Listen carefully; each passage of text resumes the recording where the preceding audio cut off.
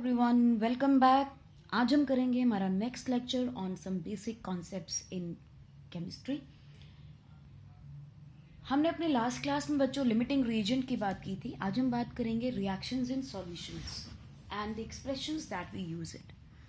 हमने ये बात क्यों कही है कि हम ये एक्सप्रेशंस यूज करेंगे, इसका रीज़न सिर्फ इतना सा है कि केमिस्ट्री के अंदर मोस्ट ऑफ द रिएक्शंस जो आप देखोगे वो सॉल्यूशंस में हो रही होती है, यानी लिक्विड फॉर्म में। Do you know that solid solid की रिएक्शन नहीं होती इतनी feasibly, they are not the mixture properly, उनकी रिएक्शन नहीं होती जब तक वो सॉल्यूशन फेज में ना हो या गैशियस फेज में ना हो, तो उनकी रिएक्शन नहीं होती। सो इसलिए हमें ये कॉन्सेंट्रेशंस, ये सारे एक्सप्रेशंस जानने ज़रूरी हैं। वन बाय वन हम इन सबको देखेंगे, कुछ आपने पहले की हैं, कुछ आपके लिए नहीं होंगी। तो चलिए शुरू करते हैं हम लोग मास परसेंटेज या वेट परसेंटेज से। राइट, मास परसेंट क्या होता है बच्चों? We say that mass of solute divided by mass of solution. Point आपको जो ध्यान में रखने हैं वो है डिनोमिनेटर में आप किसको ले रहे हो। Since we are talking about percent, so we will multiply this by 100. So what is this? This is the mass percentage of the solution. ये, और हम ये भी कह सकते हैं mass percent of the solute. दोनों का मतलब एक ही है, क्योंकि हम ये सॉल्यूशन बना किससे? सॉल्यूट से बना है। दैट इज वाई वी से मास percentage of the solution. Correct. चलिए एक एग्जाम्पल देखते हैं इसके अंदर। मान लेते हैं कि एक सॉल्यूशन है जिसके अंदर आप एक सब्सटेंस डाल रहे हो A, which is around 2 gram. So what is this? This is the solute. ठीक है। And we take the solvent, our universal solvent, which is the water. ठीक है, वो हमने ले लिया है 18 ग्राम। बोलो ठीक। अगर मुझे मास परसेंट ऑफ दिस सॉल्यूशन निकालना हो या मास परसेंट ऑफ A निकालना हो सॉल्यूट का, तो कैसे निकालोगे? You will say mass percent of A is equal to mass of A upon mass of A plus water, यानी कि सॉल्यूशन, मल्टीप्लाइड बाय 100। सो आपको ये गिवन है मास ऑफ A कितना है? 2 gram, divided by mass of A plus water यानी 2 plus 18, 20 gram, multiplied by 100। So what is it going to be? 10%. Right. So this is the problem number or the solved example number 1.6 in your book. आपको मास given है solute का, मास given है solvent का। सो मास of solution यहाँ लिख ले, क्या होगा? ये आपने जूनियर क्लासेस में भी किया है, बहुत आसान है। You have to add mass of A plus mass of your solvent, that is water. So 2 plus 18 which is equal to 20 gram. Correct. ये है सिंपल मास परसेंटेज, पहले भी हमने किया है। अगर आपको इसी में दूसरा ऑप्शन ले लिया जाए, we can call it as the mass by volume percentage, जो आपने जूनियर क्लासेस में एग्जैक्टली किया है। तो हम क्या कहते हैं इसको? मास ऑफ सॉल्यूट, सेम क्वेश्चन है और कुछ नहीं, divided by volume of solution multiplied by 100। Correct. अब ऐसे केसेस में क्या होगा? एग्जाम्पल देखो, आपको गिवन होगा mass, that is mass of solute. Correct. At the same time mass of solute देने के बाद either they will give you the mass of solvent and they will give you density of solution. ध्यान रखें, density of solution given होगा, तो आप क्या करेंगे? Let us say this is given to you x, this is given to you y। Correct. Total mass आप क्या करेंगे? Mass of solution, mass of solution हो जाएगा आपके पास x plus y। If you want to take values, you can take values also. Let us take certain values. Let x is equal to 2 gram and y is equal to 18 gram, जो हमारे पास ऊपर था। So mass of solution क्या हो जाएगा? x plus y, which is 20 gram. Now we know the density of solution is given to you. Let density is given to you is 1 gram per centimeter cube. हमने assume की है, ठीक है। So volume of the solution क्या हो जाएगा? volume of solution will be mass of solution multiplied by density. किसकी? Of solution. So आपको क्या मिल गया? Volume. So you can say 1 into 20 gram will give you 20 ml volume. You got it? So अगर मुझे mass to volume percentage निकालना है, mass of solute upon volume of solute.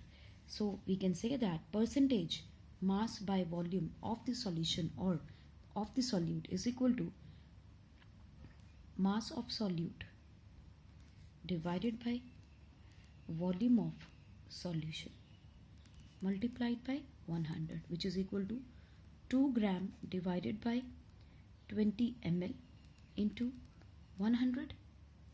Again this is going to be 10%. Is that okay? इस तरह के question में आपको ध्यान रखना है कि डेंसिटी किसकी गिवन है, ठीक है, and mass of solvent given है या मास ऑफ सॉल्यूशन गिवन है. करेक्ट? इस पॉइंट को आप ध्यान में रखिएगा. This is the important part of this question. आप पॉज करके इसको नोट कर लें. हम इसे लिख सकते हैं 1 का part A and this is part B. One more point is there. इसी में मास परसेंटेज के साथ ही हम ले सकते हैं volume to volume ratio, right? Volume by volume percentage. इसका क्या मतलब है आप समझ ही गए होंगे. इसका मतलब है वॉल्यूम ऑफ सॉल्यूट. जब आपको लिक्विड गिवन होगा तो उसके मास की जगह कई बार वॉल्यूम भी गिवन होगा, ठीक है. Volume of solute upon volume of solution multiplied by 100, right? So this is what volume by volume percentage. Method absolutely same. Pause करके आप इसको नोट कर लें. नेक्स्ट आता है बच्चों मोल फ्रैक्शन. बच्चों मोल फ्रैक्शन को बहुत ध्यान से समझिएगा. ये बहुत ज़्यादा यूज होता है, ठीक है, और इम्पॉर्टेंट है. मोल फ्रैक्शन का मतलब क्या होता है? It is the ratio of number of moles of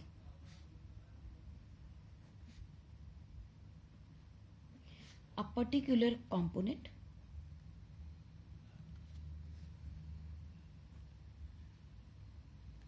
to the total number of moles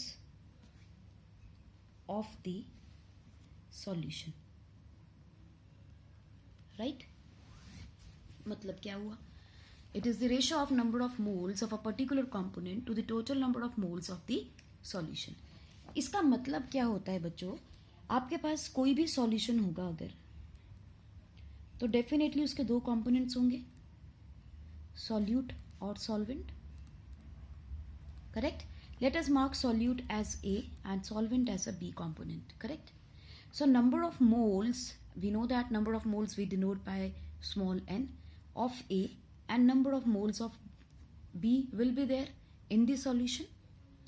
What will be the total number of moles? Total number of moles in solution will be equal to Na plus Nb, right? What is this? This is the number of moles of each component. Number of moles of each component. Correct? एक का Na है, एक का Nb है. Total करेंगे तो इन दोनों का बराबर आ जाएगा. अब आपको अच्छे से पता है कि रेशोज जब हम निकालते हैं तो हम क्या करते हैं. Now if I take ratio of number of moles of A upon total number of moles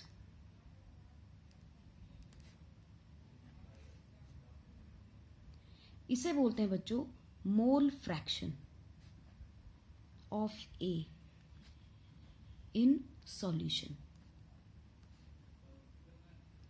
ए के कितने मोल्स पड़े हैं इस सॉल्यूशन के अंदर, it is denoted by the mole fraction. कैसे लिखा जाता है इसको? कैसे लिखा जाएगा इसको? Mole fraction is denoted by is denoted by a Greek word zeta, denoted as XA, like this. ठीक है.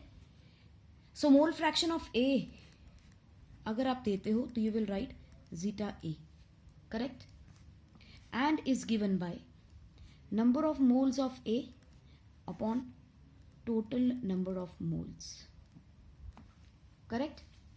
Similarly, mole fraction of B will be given by zeta B, number of moles of B upon total number of moles. अगर आपको ध्यान हो तो ratio कैसे निकालते हैं हम लोग, देखो जरा ध्यान से. हम एग्जाम्पल लेते हैं. Let us take we have a box which contain 10 balls. ठीक, एग्जाम्पल देखो. एक बॉक्स है और इस बॉक्स के अंदर 10 बॉल्स हैं, राइट. एक बॉल है जिसका कलर है रेड और दूसरी बॉल है जिसका कलर है blue. Let us take red are 4 and blue are 6, correct. Now अगर हम सॉल्यूशन की बात करते हैं तो रेड कलर के सॉल्यूशन के 4 मोल्स हैं, ब्लू कलर के सॉल्यूशन के 6 मोल्स हैं. सो अगर मुझे नंबर ऑफ मोल्स यानी इसका रेशो देना हो, what is the ratio of balls, तो आप क्या लिखोगे, 4/10 रेशो 6/10, यही लिखोगे रेशो में. ठीक है. So what are you doing, total number of balls नीचे और total number of balls, red ball की रेशो ये है और 6 बॉल ब्लू कलर की रेशो ये है. इसी तरह से हम मोल फ्रैक्शन यूज करते हैं. तो आपको ये भी ध्यान रखना है दैट मोल फ्रैक्शन यानी ये मोल फ्रैक्शन और ये मोल फ्रैक्शन, जब इन दोनों को टोटल करते हैं तो हमेशा आंसर क्या आता है, 1. तो zeta A plus zeta B will always be equal to 1, always. Ratio है ना बच्चों, ठीक है. रेशो का मतलब क्या होता है, दोनों को ऐड करोगे तो एक ही आएगा. Fine. So ratio is always 1, always always 1. कितने भी कंपोनेंट्स ऐड कर लो, सबका मोल फ्रैक्शन ऐड करोगे तो it will come out to be 1. आप इसमें ये भी लिख सकते हो zeta A plus zeta B till zeta N is always equal to 1, always. All these ratios together added up gives the answer 1. सोचो ना आप 4 और 6 को ऐड कर दोगे तो 10 आएगा. 10/10 भी 1 है, 10/10 भी 1 है, राइट. पॉज करके नोट कर लें. बिफोर वी मूव फॉरवर्ड, हमने जितने 3 कॉम्पोजिशन 4 कॉम्पोजिशंस की हैं, जरा देखते हैं उसकी एप्लीकेबिलिटी कैसे है. ठीक है. एग्जाम्पल्स देखते हैं कुछ. You have number 1 5% NaCl solute in water.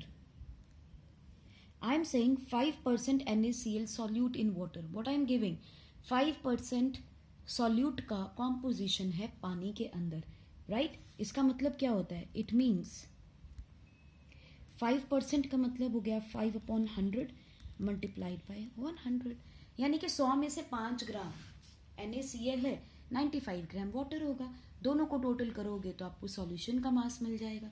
So this is what, mass by mass ratio. Similarly दूसरा एग्जांपल देखते हैं. 10 ग्राम sucrose is dissolved in 100 gram of water.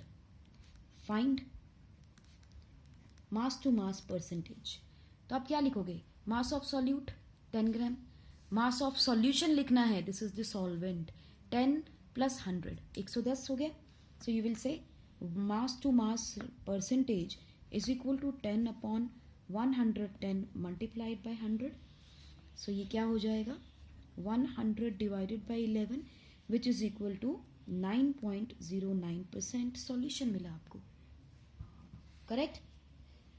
Number 3 देखो, एक और देखते हैं. 10 gram of NaCl is present in 100 ml of solution, right? Find mass to mass percentage if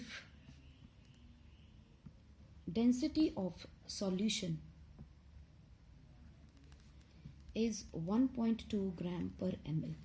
अब ध्यान से देखना, मैंने आपको जो क्वेश्चन बताया था, यहाँ पर मास नहीं गिवन है, आपको मास टू मास रेशो पूछ ली गई है, लेकिन परसेंटेज के लिए आपको वॉल्यूम गिवन दिया है, ना कि मास।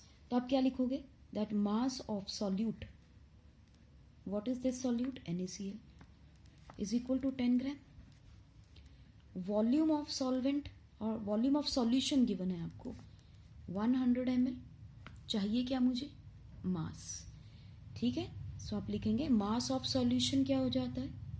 If you want to find out, तो will say that volume of solution multiplied by density of solution. अगर आप ध्यान से देखोगे तो density of solution is also given, correct? तो यहां लिख लेते हैं डेंसिटी इज 1.2 ग्राम पर ml। तो आप क्या लिखोगे? 100 multiplied by 1.2 which comes out to be what? 120 gram. ठीक, this is the mass of the solution. अब हमारे पास मास ऑफ सॉल्यूट आ गया, मास ऑफ सॉल्यूशन आ गया। सो परसेंटेज निकाल लें, 10 upon 120 multiplied by 100, cancelled, 100 divided by 12 which comes out to be 12, 12 8 the 96, 40, 12 3 the 36, again 40, so 8.33%. Right बच्चों? So this is how you have to calculate and use the percentages with density, mass and volume. Let's take one more example. You are given that a sugar solution is 3% weight or mass by volume. ठीक है, 3% which is mass by volume. तो can you calculate the mass? Can you calculate it कि इसकी representation कैसे होगी? You will write it as obviously 3 gram of solute divided by 100 multiplied by 100, cancel हो जाएगा, तो कितना mass है? 3 gram of solute is present. बात समझ में आ गई? सॉल्यूट निकालना हो, सॉल्यूशन का कॉन्सेंट्रेशन निकालनी हो, उसकी डेंसिटी, उसका volume, this is how you have to play with this questions. ठीक है बच्चों, चलिए एक क्वेश्चन और देखते हैं। यू हैव, ट्राई कीजिएगा इसको पॉज करके। Sugar solution is 10% weight by volume, find weight by weight यानी percentage, mass by mass percentage, or if density is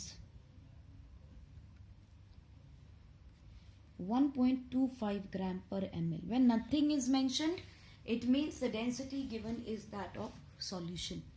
तो आप कैसे इसका सॉल्यूशन निकालने वाले? पर 10% वेट बाय वॉल्यूम है, तो आपको अच्छे से पता है wait by volume percentage is 10 gram of solute which is sugar divided by 100 ml of solute solution and into 100। तो आपको मास ऑफ सॉल्यूट मिल गया, कैंसिल किया तो आपको कितना आ गया? 10 gram of the solute, right? अब आपको ये पता है कि 10 ग्राम आ गया, सॉल्यूशन का मास कितना, वॉल्यूम कितना था? आपने 100 नीचे लिखा है, so volume of solution is equal to 100 multiplied by it density will give you mass of solution. कितना आ गया? 1250 ग्राम, 12500, हाँ 12500 ग्राम रह गया, 125 ग्राम रह गया, correct? So what is the weight by weight percentage और mass by mass percentage? 10 upon 125 multiplied by 100, what is that? 1000 upon 125। ठीक, 25 का अगर आपको टेबल आता है तो you can easily solve this question. 25 into 5 125 divided, इसको करेंगे तो 25 का आएगा आपका 25 4 सा 140, so it comes out to be 8% weight by weight. I hope you get that question now. Pause करके आप नोट कर लें। Now let us look at certain questions for mole fraction. बच्चों मोल फ्रैक्शन के लिए आपको ध्यान रखना है, एक बार फिर बता दूं, अगर आपके पास एक कंटेनर है, उस कंटेनर में ए है और एक बी है, यानी एक सॉल्यूट है, ये आपके पास सॉल्वेंट है। दो चीज़ें हैं, कुछ भी हो सकती है, सॉल्यूट सॉल्वेंट, ठीक है। इसके नंबर ऑफ मोल्स क्या हैं? ए के लेट अस से 1, बी के कितने हैं? लेट अस से 3। सो mole fraction of A will be equal to 1/4 and mole fraction of B will be equal to 3/4. If you add zeta A and zeta B, what you will write? 1/4 plus 3/4, which is going to be 4/4, that is going to be 1. So zeta A and zeta B will always be equal to 1. ये rule याद रखिएगा, ठीक है। अगर आपको mole fraction का percentage निकालना हो तो भी आपके लिए आसान है। देखो, आपने जीटा ए निकाला है 1/4, परसेंटेज निकालना है मल्टीप्लाई बाय 100, 25%। जीटा बी निकालना है percentage 3/4 into 100, it will come out to be 75%। दोनों को ऐड करो 100, राइट। तो चलिए ज़रा क्वेश्चन देखते हैं एक इसी से related. You have 40 gram of NaOH and 54 gram of water. Calculate mole fractions of NaOH and water. Pause करके ट्राई करें प्लीज, राइट, पॉज करके ट्राई करना। आई होप आपने पॉज करके ट्राई कर लिया होगा। Let us look at the question how it is to be solved. आपके पास मास गिवन है ऑफ सॉल्यूट, और you can say NaOH which is 40 gram, correct. Molar mass क्या होगा? नंबर ऑफ मोल्स निकालने के लिए आपको मोलर मास चाहिए, तो ये कितना हो जाएगा? 23 plus 16 plus 1 which comes out to be 6 और 1 7 10 40, 40 gram, right. So number of moles of NaOH will be equal to 1. Similarly, calculate for water. Mass of water given 54 gram. Mass of water molar 18 gram. Divide कर दे, you will get the number of moles. So it comes out to be 3. So N of water is equal to 3. तो आप निकालोगे zeta A is equal to 1/4, because 1 + 3 is the total number of moles. यहाँ लिख लेते हैं एक step और, total number of moles 1 + 3 equal to 4। So 1/4 is zeta A and zeta B will be equal to 3/4। Now I hope you get the answer how you have to solve it.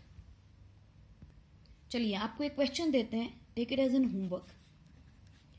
A solution has 46% mass percentage, mass by mass, ethyl alcohol in water. Find mole fraction of ethyl alcohol. And the formula, molecular formula for ethyl alcohol is C2H5OH, right? इसके आप mole fraction बताइएगा मुझे। मोल fraction of ethyl alcohol आपको बतानी है, just give you the answer. इसका आप answer बताइएगा कितना आप निकाल पाए। तो मोल फ्रैक्शन इज 25%, ठीक है। सो आपको मैंने इसका आंसर दे दिया है। Try to solve this question, pause करके इसको आप नोट कर लीजिए। नेक्स्ट हमारे पास आता है बच्चों parts per million. Parts per million, ठीक। और इसी में आपके पास आएगा पार्ट्स पर बिलियन। दोनों में ज़्यादा फर्क नहीं है। तो देखो क्या करना है, पार्ट्स पर मिलियन का मतलब क्या होता है। एग्जाम्पल देखते हैं पहले, फिर समझते हैं। You have sugar in a solution is 2 parts per million. What does it mean? It means that sugar is 2 in 10 raised to power 6 gram of solution, right? So we can say that mass of solute in 10 raised to power 6 gram mass of solution. आप 100 की जगह आप ले रहे हो 10⁶ के अंदर। Clear है बच्चों? सो आप यहाँ पर सीधा सीधा लिख सकते हो, अगर आपको 2 ppm लिखा है तो it means 2 parts in 10⁶ gram of solution. अगर आपको कैलकुलेट करना हो ppm कि ppm कितना है, तो देखो कैसे कैलकुलेट करेंगे। Number of ppm is equal to mass of solute divided by mass of solution multiplied by 100, right? Sorry 10⁶। यानी परसेंटेज निकालते हैं, पार्ट्स परसेंटेज निकालोगे multiply by 100, parts per million निकालना है मल्टीप्लाई बाय 10⁶। चलिए एक क्वेश्चन देखते हैं इसके ऊपर। क्वेश्चन है, oxygen is dissolved in water as 8 into 10⁻⁻14 gram in 100 gram of solution. Find concentration of oxygen in parts per million. बात समझ में आई? आपको बताना है 100 ग्राम में इतना है तो इतने में कितना होगा। Simple unitary method. 100 ग्राम में 8 इंटू 10⁻⁻14 है, तो 10⁶ में कितना होगा? 8 into 10⁻⁻14 divided by 100 multiply by 10⁶। Correct? देखो, so parts per million is equal to 8 into 10⁻⁻14 divided by mass of solution 100 gram multiplied by 10⁶। This will give you ppm। सो ये कितना हो गया? 2 माइनस करोगे तो 8 इंटू 10⁻⁻10 सॉरी ये 14 है, हाँ, -10 ppm। या अगर ये 4 होता तो ये 8 रह जाता खाली। करेक्ट? चलिए एक क्वेश्चन आपको देते हैं, ट्राई कीजिएगा इसको। सी water contains 53 parts per million of Na2CO3. Find mass of Na2CO3 present in 1 glass of water, जिसका आपको वॉल्यूम गिवन है 250 ml and density of water is given to you 1 gram per ml, right? तो आपको बताना है कि 53 ppm के अंदर सॉल्यूशन के अंदर कितना Na2CO3 होगा अगर हम समंदर में से 250 ml पानी निकाल लें। यानी 1 गिलास पानी आप सी वाटर लेके आए हो तो उसमें कितना Na2CO3 होगा अगर उस सॉल्यूशन सी वाटर के अंदर एक्चुअली 53 पार्ट्स पर मिलियन है सोडियम कार्बोनेट का। तो सॉल्व करने की ट्राई कीजिए पॉज करके। I will give you the answer in few seconds. I hope आपने ट्राई किया होगा इसको। तो let us see how to find out. ppm is equal to mass of solute upon mass of solution multiplied by 10⁶। बच्चों यहाँ पे मास of solute इतना ज़्यादा कम है कि हम उसे इग्नोर कर सकते हैं, इसीलिए मास ऑफ सॉल्यूशन जब हम लिख रहे हैं तो सिर्फ मास ऑफ सॉल्वेंट ले लिया है। ठीक है? और वैसे भी आप सोचो ज़रा, 250 ml दिया है आपको, इसका मतलब सॉल्ट ऑलरेडी इसके अंदर है, तो you are taking mass of solution. ppm आपको उसने बता दिया, मास ऑफ दी सॉल्यूशन निकालना है, डेंसिटी उसने दी है आपको, तो you will write ppm is equal to mass of solute divided by volume of solution multiplied by density of solution into 10⁶। Mass आपको कैलकुलेट करना है, let it be x, ppm आपको गिवन है, so 53 is equal to x multiplied by 10⁶ divided by 250 into 1, right? x calculate कर ले, x will be equal to 250 into 53 divided by 10 raised to power 6. How much does it come? 25, 25, 50, 125, 125. बच्चों ये आएगा आपका approximately 25 थी 75 तो 5 तो ऊपर है 7 25 50 125 ते 7 32 132 एंड 10 रेज़ पर -6. सो अगर आप इसको साइंटिफिक नोटेशन में लिखेंगे तो क्या लिखोगे 1 2 3 4. You are shifting the decimal to 4 places on left hand side, so 1.32. now if we drop off this 5, 2 को कोई change नहीं होगा, so we can just keep this 1.325 into 10 raised to power -2 pp -2 ग्राम मास निकाल रहे हो x में आएगा. Correct. This is how you have to use these percentages. और ये क्वेश्चंस बहुत इंपॉर्टेंट क्वेश्चंस हैं, पूछे जाते हैं. करेक्ट बच्चों, पॉज करके नोट कर लें. जैसे हमने पार्ट्स पर मिलियन निकाले हैं वैसे ही हम यूज करते हैं पार्ट्स पर बिलियन को. The only difference is instead of 10 raise to power 6 we will use 10 raise to power 9. ठीक. So PPB is equal to mass of solute upon mass of solution multiplied by 10 raised to power 9. Correct. बाकी सब चीजें जैसे हमने parts per million में की हैं बिल्कुल वैसे ही रहेंगी. ठीक है जी.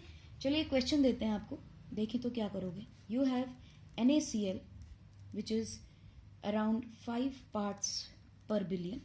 what is the mass of NaCl dissolved? बताइए जरा. पार्ट्स आपको दिया गया है. NaS का सॉल्यूशन जो है it is 5 parts per billion. बताइए NaCl का मास क्या होगा.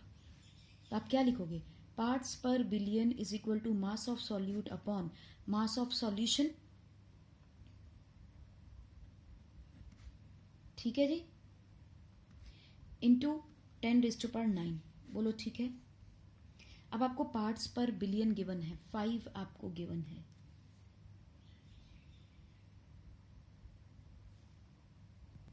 which actually means that it contains 5 gram over 10 raised to power 9 of solution. यानी 10 raised to power 9 solution में सिर्फ 5 ग्राम ही NaCl अवेलेबल है. सो NaCl डिजॉल्व्ड का मास कितना है, 5 ग्राम इन 10 raised to power 9 solution. Volume of solution. Volume भी नहीं कहना चाहिए, मास ऑफ सॉल्यूशन कहना चाहिए. ठीक है जी. So this is how you have to use these kind of equations. Next आपके पास आती है molarity. What is molarity? Molarity is number of moles of solute divided by volume of solution in litres.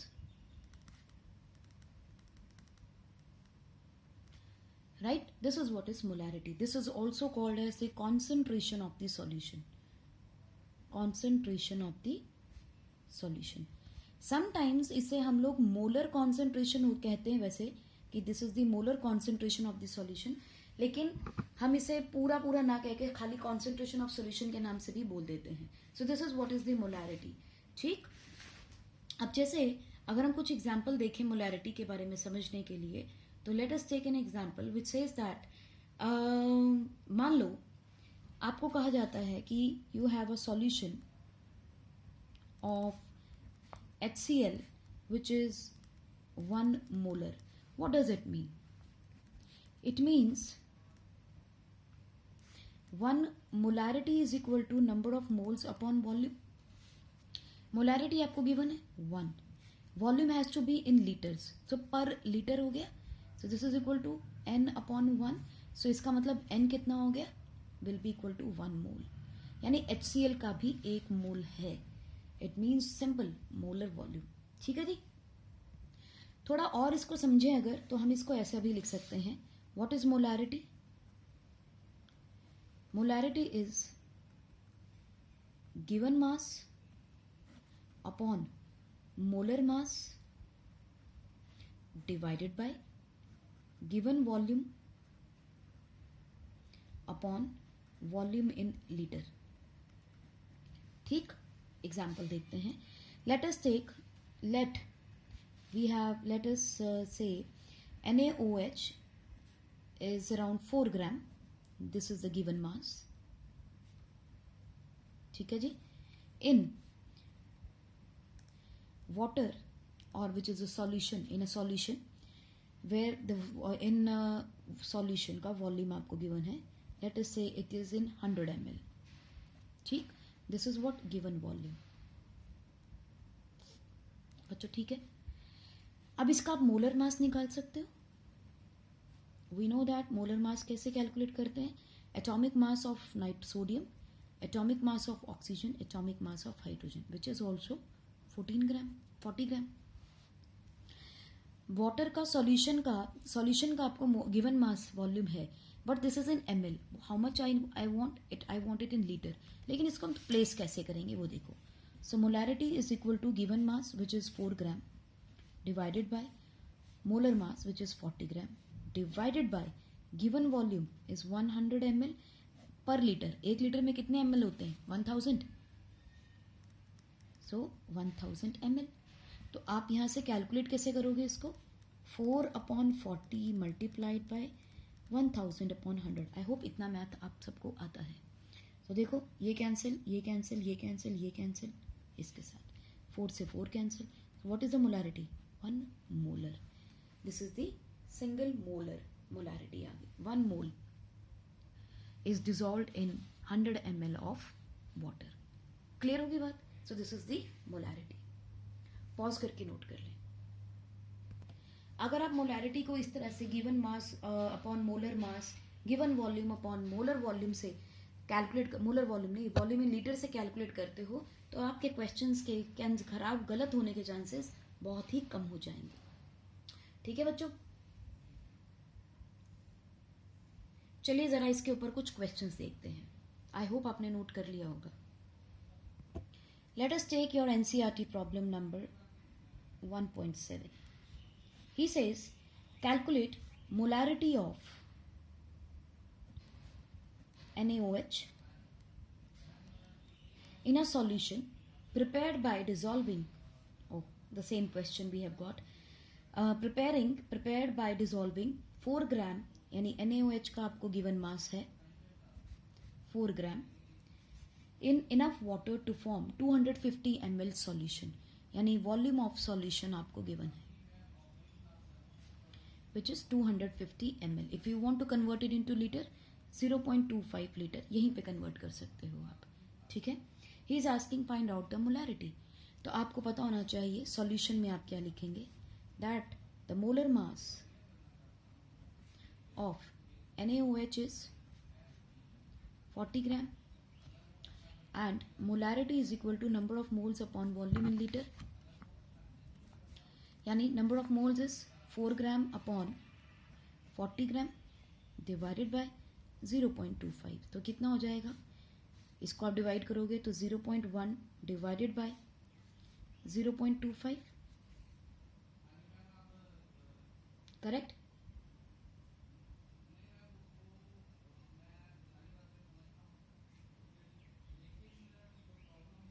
तो decimals हटाओगे तो ये आ जाएगा 10. It will come out to be 0.54 mole.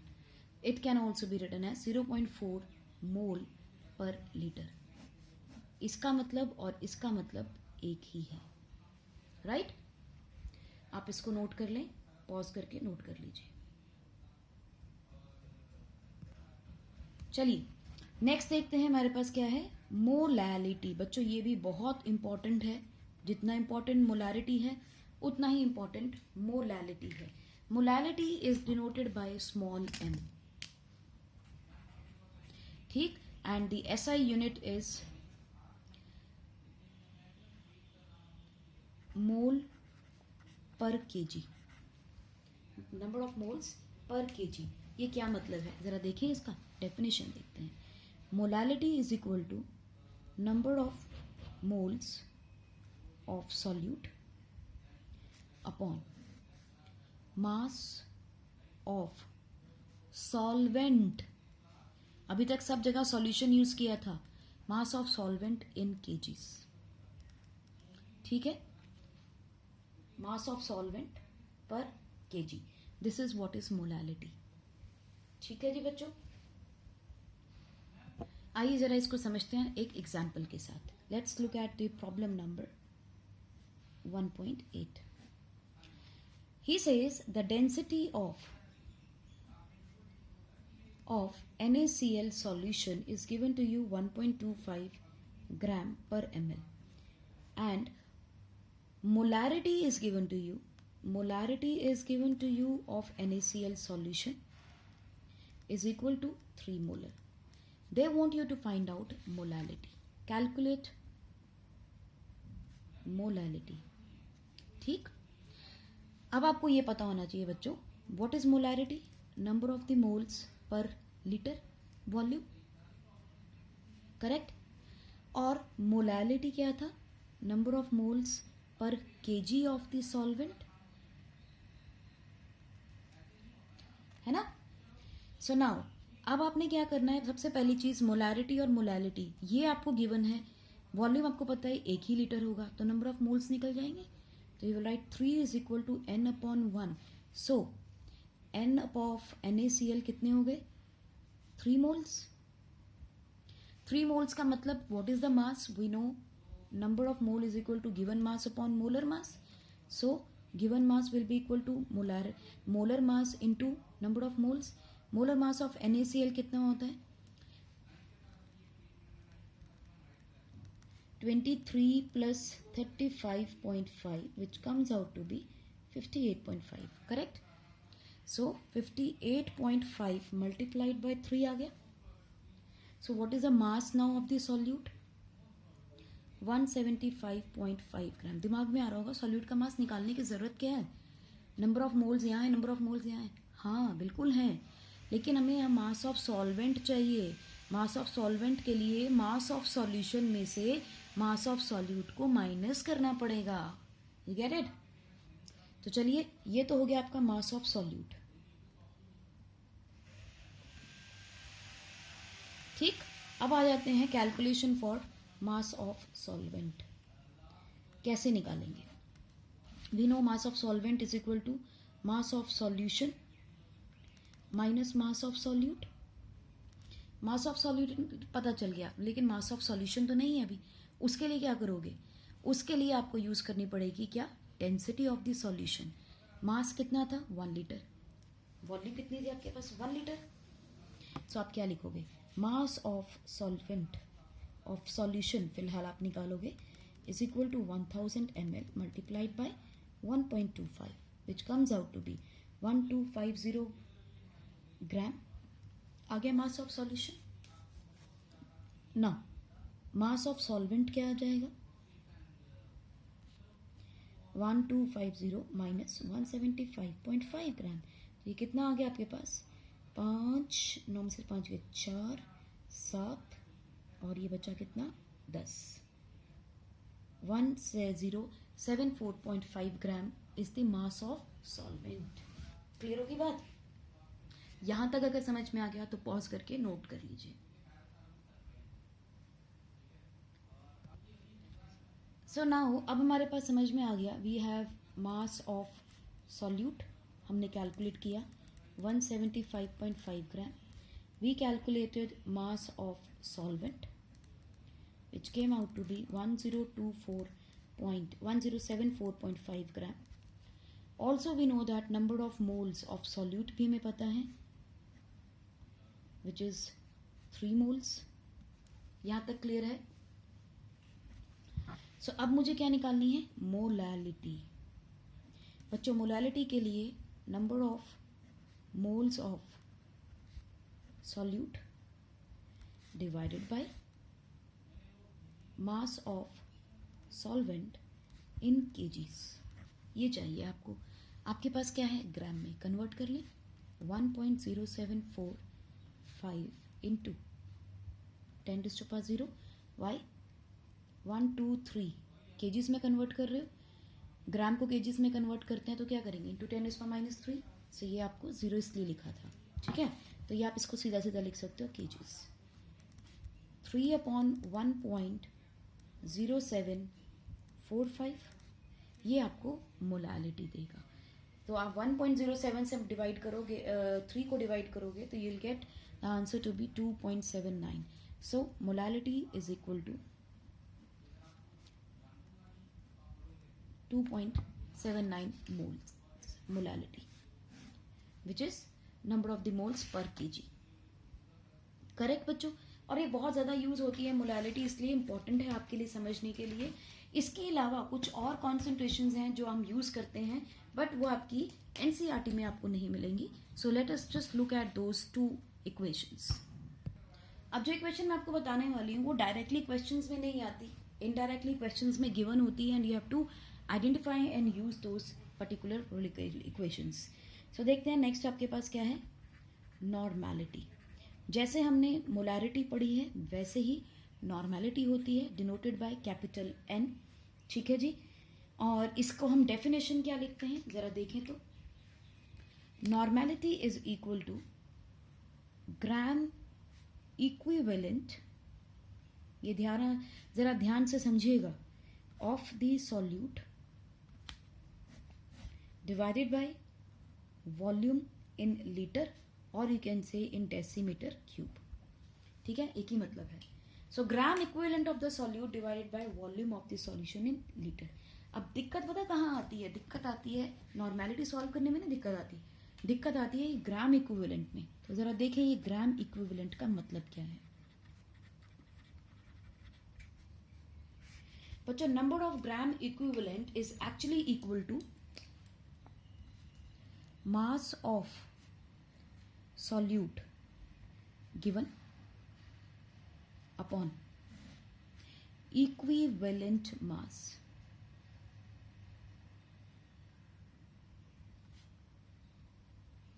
of solute। Correct. Gram equivalent क्या होते हैं, mass of the solute upon equivalent mass of solute. आप समझिए जरा, मोलारिटी में क्या कहा था, given mass upon molar mass, that was number of moles, ठीक, number of moles per litre molarity. यहाँ क्या है, नंबर ऑफ मोल्स की जगह ग्राम इक्विवेलेंट ऑफ सॉल्यूट ले रहे हैं, और we are saying mass of solute given mass upon equivalent mass. Molar mass की जगह आपको इक्विवेलेंट मास लेना है। अब फिर प्रॉब्लम है, इक्विवेलेंट मास कैसे कैलकुलेट किया जाएगा। अब देखिएगा जरा और ध्यान से सुनिए मेरी बात को बच्चों। इक्विवेलेंट मास को समझने के लिए, equivalent mass is actually equal to molar mass upon, अगर आप किसी एसिड का निकाल रहे हो मोलर मास ऑफ एसिड, तो आप उसको उसकी बेसिसिटी से डिवाइड करोगे, ठीक है, दिस इज ऑफ एसिड।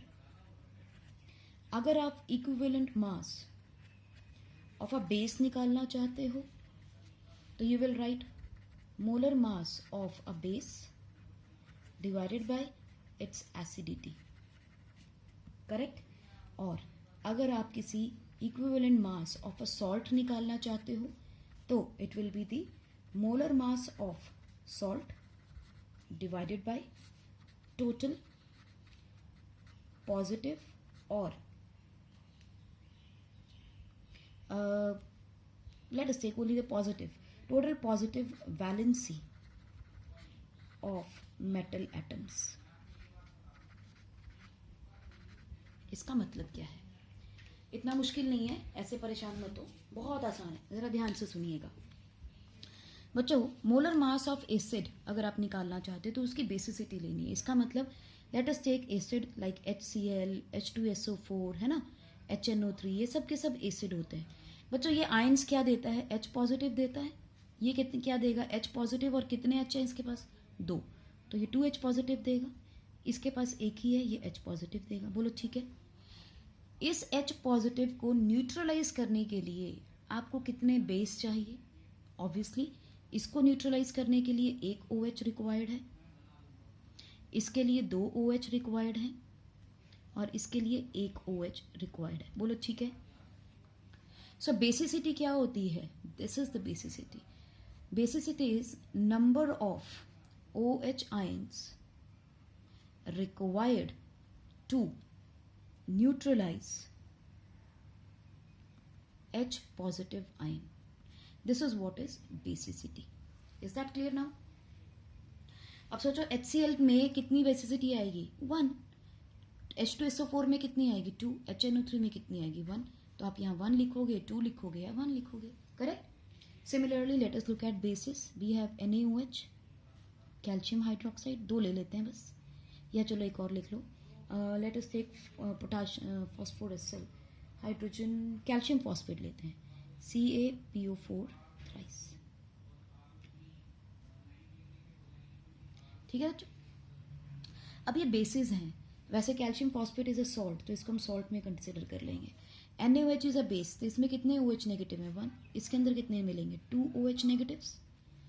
इसको न्यूट्रलाइज करने के लिए कितने H पॉजिटिव चाहिए? इसको चाहिए 1 H पॉजिटिव, इसको चाहिए 2 H positive. Right? So what is acidity? Number of H positive required to neutralise OH ions. बोलो ठीक है. यानी किसी बेस को न्यूट्रलाइज करने के लिए कितने एसिडिक आयंस चाहिए? बेस को, उसको एसिडिटी कह देते हैं. किसी एसिड को न्यूट्रलाइज करने के लिए कितना बेस चाहिए? उसे बेसिसिटी कह दिया. ठीक है. अब सॉल्ट्स में देखते हैं. कैल्शियम फॉस्फेट की बात करते हैं. सो ये कितना आएगा? Ca2+ NPO4 3 negative. KCl ले लो, K पॉजिटिव Cl नेगेटिव. तो यहाँ कितना चार्ज है मेटल आयन के ऊपर? 2+. तो यहाँ पर क्या लिखोगे? 2. यहाँ मेटल आयन पे कितना चार्ज है? Positive charge 1. तो यहाँ लिखेंगे 1. तो this is how you have to calculate the equivalent mass. Is that clear बच्चों? यहाँ पर थोड़ा ध्यान रखिएगा. Let us just rebuild a relationship directly between normality and molarity, between gram equivalent and molar mass. आसानी से निकाल देते हैं इसको. ठीक है. हम इस एसिडिटी, बेसिसिटी और total positive charge on the metal atom को एक्स फैक्टर बना देते हैं. ठीक है. हम उसे क्या बनाएंगे? Valency factor. इसे हम बोलते हैं एक्स फैक्टर को क्या? Valency factor. तो आप यहां मार्क कर सकते हो. What is acidity, basicity and positive valency of metal ion, उसे हम बोलते हैं वैलेंसी फैक्टर. वैलेंसी फैक्टर से डिवाइड करोगे तो आपको इक्विवेलेंट मास मिल जाएगा. ठीक है बच्चों. पॉज करके आप इसे नोट कर लें. So let us just rewrite. Normality is equal to gram equivalent upon volume in litre. Correct. और ग्राम इक्विवेलेंट क्या था? Number of moles of solute divided by equivalent mass upon volume in liter. इसका कैसे relationship निकालेंगे? Number of the moles divided by equivalent mass क्या था? Molar mass divided by x factor और valency factor divided by volume. तो can we say that normality is number of the moles divided by molar mass into valency factor divided by volume. ये नहीं कर सकते आप कि इसको reverse कर दो. नो, बिकॉज ये रिलेशनशिप इसके साथ है. सो इन दोनों के बीच में अगर आप देखोगे तो ये एक्स फैक्टर ऊपर जाएगा. Volume as it is denominator में वहीं का वहीं रहेगा. हमने सिर्फ इस इक्वेशन को रिवर्स करना है. Right. What is number of the moles upon number of the moles upon molar mass?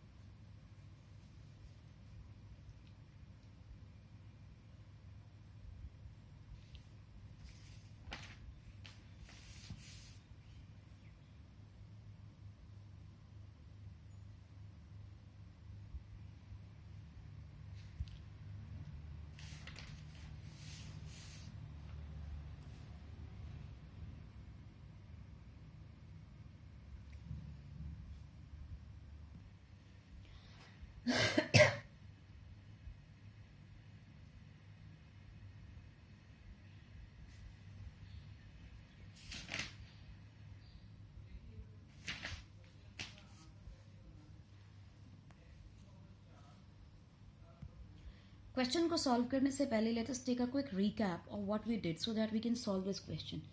Normality is gram equivalent upon volume. Can we write gram equivalent as given mass upon equivalent mass? Given mass is small m divided by equivalent mass क्या था? Molar mass upon valency factor divided by volume. So you can get given mass upon molar mass into valency factor divided by volume. And what is this? Number of moles. Number of moles upon volume in liter into valency factor will give you the normality. Correct? So we can say that normality is equal to molarity into valency factor. देखो, number of moles per liter is molarity, right, into valency factor. Similarly, आप equivalent mass को भी कह सकते हो is equal to molar mass upon valency factor. और अगर आप चाहो तो number of moles को भी equate कर सकते हो. Given mass upon equivalent mass in case of normality, given mass upon molar mass in case of molarity. अगर इसको मल्टीप्लाई करते हैं वैलेंसी फैक्टर के साथ तो ये इसके बराबर आ जाएगा. करेक्ट? इसके बराबर आएगा. ठीक है जी.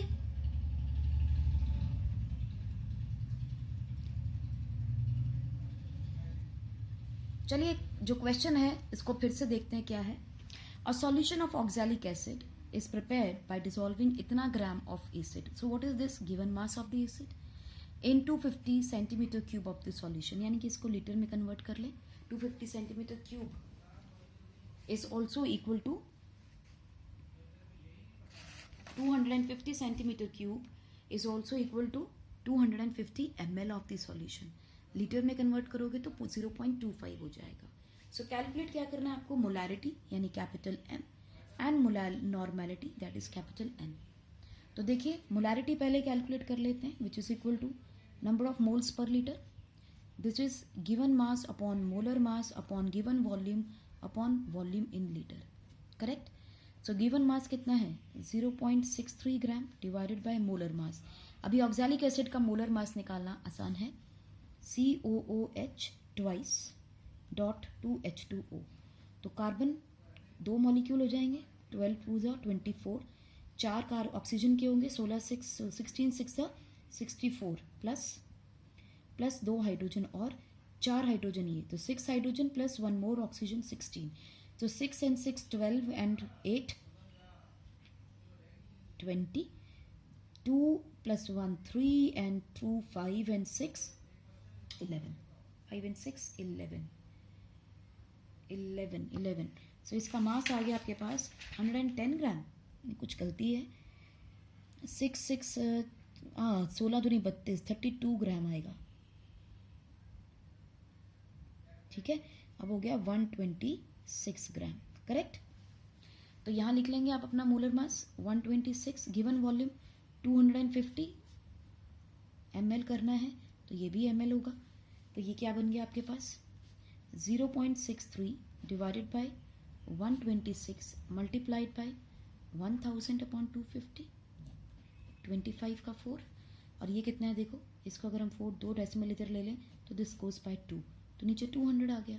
सो 4 upon 200 which is equal to 4 5 20. So ये 1 अपॉन 50 आ गया which comes out to be कितना? 0.02 मोल पर लीटर.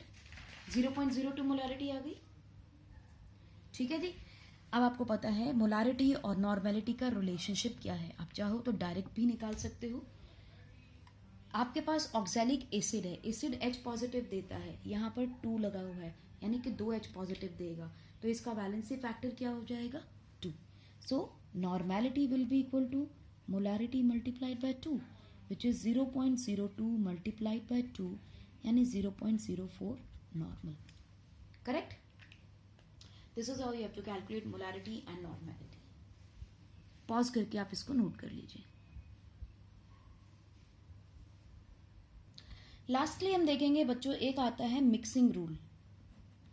मिक्सिंग रूल के अंदर क्या होता है कि जब आप ए को बी के साथ मिक्स करके एक सी यानी कॉम्बिनेशन रिएक्शन है, ठीक है।